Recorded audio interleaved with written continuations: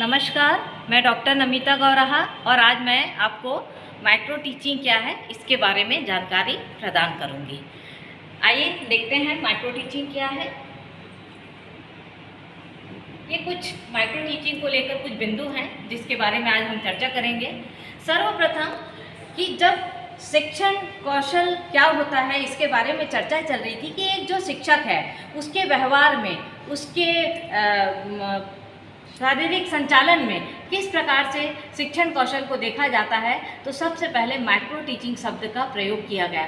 Micro teaching एक वह व्यवहारिक और प्रयोगशाला विधि होती है जिसके अंतर्गत शिक्षक अपने विद्यार्थियों को उन कौशल को विकसित करने के लिए कुछ बिंदुओं के आधार पर उन्हें शिक्षण प्रदान करता है, जिसमें कि कुछ कुशलताओं के साथ में वे अपने शिक्षण कार्य को पूर्ण रूप से तैयार कर सकें।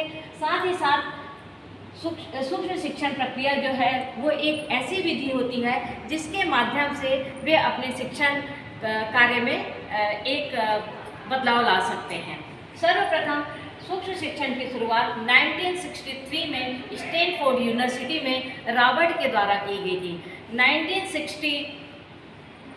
1970 में यह बड़ौदा विश्वविद्यालय में लागू की गई। सूक्ष्म शिक्षण का अर्थ। सूक्ष्म शिक्षण का अर्थ कम से कम समय में 5 से 10 छात्र अध्यापकों के बीच में अगर कोई एक स्किल का प्रदर्शन किया जाता है तो वह सूक्ष्म शिक्षण कहलाता है।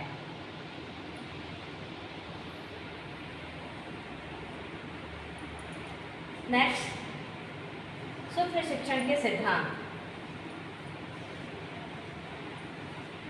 सूक्ष्म शिक्षण के सिद्धांत के अंतर्गत सबसे पहले ये सूक्ष्म शिक्षण एक वास्तविक शिक्षण होता है। साथ ही साथ यह ऐसी प्रविधि और ऐसे कौशल पे सुधार की बात करता है जो छात्र अध्यापकों को उनके कार्य में व्यक्तिगत क्षमता प्रदान करता है। साथ ही साथ व्यक्तिगत क्षमता को विकसित करने के लिए वे बारंबार उपचारात्मक शिक्षा का भी प्रयोग करते हैं। नेक्स्ट जो स्लाइड है वो उसके मनोवैज्ञानिक आधार के लिए है, जिसके अंतर्गत सूक्ष्म शिक्षण की प्रविधि स्किनर के अनुसार अगर हम देखें तो स्किनर का मानना है कि क्रिया, अनुबंध एवं प्रक्रिया के माध्यम से इसे पूर्ण किया जा सकता है।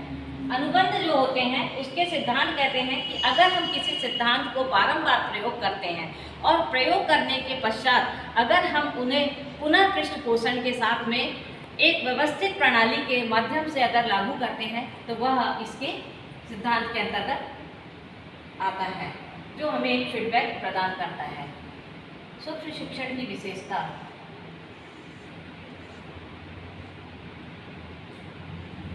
सूक्ष्म शिक्षण 5 से 10 मिनट की एक ऐसी व्यवस्था है जिसके अंतर्गत हम छात्र अध्यापकों से इस कार्य को संपूर्ण कराते हैं।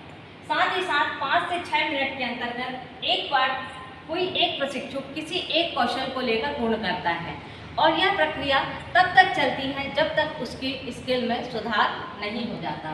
साथ ही साथ शिक्षण के पश्चात हम प्रशिक्षक के पृष्ठपोषण को देखते हैं, अर्थात फीडबैक को देखते हैं। फीडबैक में अगर किसी प्रकार की त्रुटि पाई जाती है तो उसे हम पुनः उसी शिक्षण कार्य को करने के लिए प्रस्तुत करते हैं। नेक्स्ट, सूक्ष्म शिक्षण चक्र। यह जो प्रक्रिया है यह 5 से 10 मिनट के बीच की जाती है, जिसके अंतर्गत सूक्ष्म शिक्षण पाठ योजना का निर्माण किया जाता है, सूक्ष्म शिक्षण पाठ योजना को पढ़ाया जाता है और उसका पृष्ठपोषण देखा जाता है। किसी प्रकार की त्रुटि होने पर पुनः पाठ योजना का निर्माण किया जाता है, पुनः शिक्षण कार्य किया जाता है और फिर पुनः पृष्ठपोषण देखा जाता है। इस प्रकार यह प्रक्रिया निरंतर तब तक चलती रहती है जब तक हम इस पूरे कार्य को, एक स्किल को पूर्ण नहीं कर देते हैं। साथ ही साथ नेक्स्ट जो है सूक्ष्म शिक्षण की प्रविधि। इसके अंतर्गत क्लिष्ट एवं अन्य सूक्ष्म शिक्षण प्रविधि के 3 पक्ष बताए गए हैं, जिसमें ज्ञान प्राप्ति अवस्था, कौशल प्राप्ति अवस्था और स्थानांतरण अवस्था। ज्ञान प्राप्ति अवस्था वह अवस्था होती है जिसके अंतर्गत ज्ञान प्राप्त होने के बाद हम उसे आगे लेकर चले जाते हैं। कौशल प्राप्ति अवस्था एक वो अवस्था होती है जब हमारे शिक्षण कार्य में वो कौशल पूर्ण रूप से कार्य प्राप्त कर लेता है तो वो कौशल प्राप्ति अवस्था होती है। स्थानांतरण अवस्था में हम की गई त्रुटियों को वहाँ पर हटाने का प्रयास करते हैं और पुनः उस कार्य को करते हैं।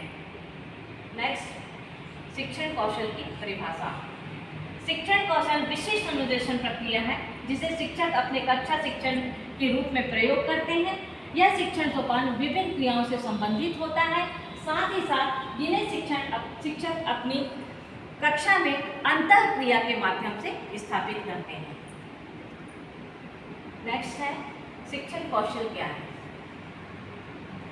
शिक्षण कौशल के अंतर्गत अगर हम कौशल की बात करें तो विभिन्न विद्वानों द्वारा विभिन्न प्रकार के कौशलों का व्यवस्था किया गया था।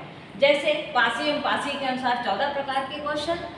यहाँ पे हमने उन कौशलों के आधार पर कुछ कौशलों को लिया है, जैसे पाठ प्रारंभ करने के लिए प्रस्तावना कौशल, प्रश्न पूछने की कला, पुनर्बलन, व्याख्या कौशल, दृष्टांत कौशल, उद्दीपन परिवर्तन कौशल और श्यामपट्ट कौशल।